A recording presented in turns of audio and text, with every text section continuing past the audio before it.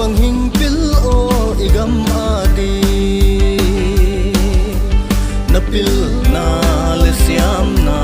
pi le pu sol nung gam le a igam liang vai in hai bang zun ding hing a i em le pu u pu lum thang chi dâu gam kul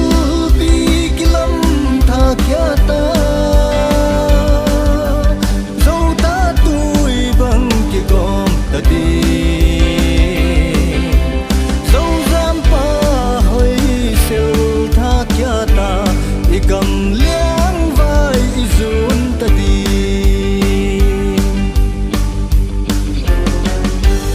nang le kei chin hing khen lo emele pu gam le ip gim le tol kho sa lo gam le na khwal na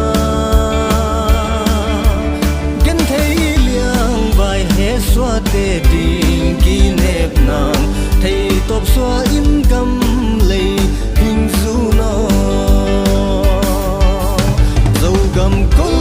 pi kilam tha kya ta zo ta tui bang ki gom ta di zo zam pa hoi sel tha kya ta igam liang vai izun ta di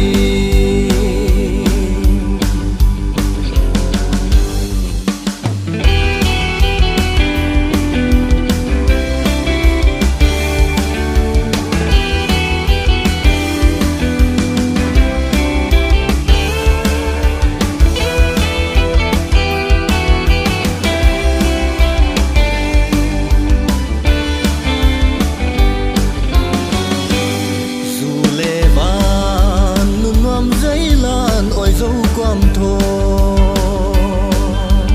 zalaya loi vắng thằng nun in mam lam tang kai khom vai khi vui lệ pa bang et lom jing vai hom siam tung pasian in ma hing pui jing hen dâu gam kul pi kilam tha kya ta ki gom ta di dâu zam pa hoi sel tha kya ta igam liang vai izun ta di igam